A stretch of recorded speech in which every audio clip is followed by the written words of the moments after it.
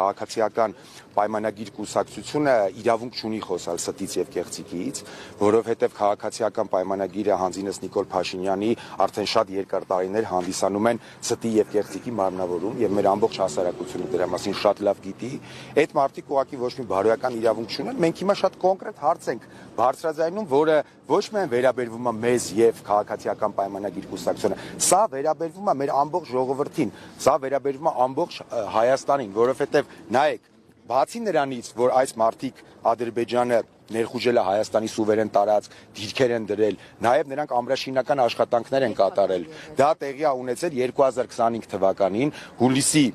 31-ի դրությամբ այս ներխուժումները չեն եղել եւ կոնկրետ ջերմուկում օգոստոսի 9-ի դրությամբ եղել են արդեն։ Այսինքն այդ ամբողջ խաբեությունը Նիկոլ Փաշինյանի, որ մենք գնում ենք Ամերիկայում խաղաղություն ենք կնքում թրիփը եւ այլն, նա խաբել է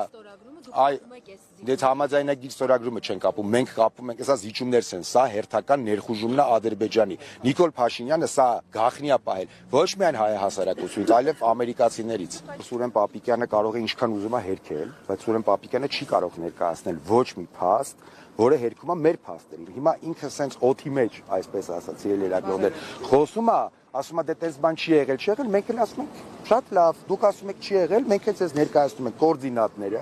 մենք ձեզ ներկայացնում ենք արբանյակային լուսանկարները, մենք ձեզ ներկայացնում ենք անհերքելի փաստեր։ Մեր քաղաքական նախաձեռնությունը հանձինս մեր ղեկավարի պարոն Թաթոյանի հետամուտ է լինելու, որ այս մարդիկ պատասխան տան։ Ինչի են խաբել, ինչի են հերթական անգամ թաքցրել ներխուժումները, ինչի չեն իրազեկել հասարակությանը, որ կատարվում է նման բան։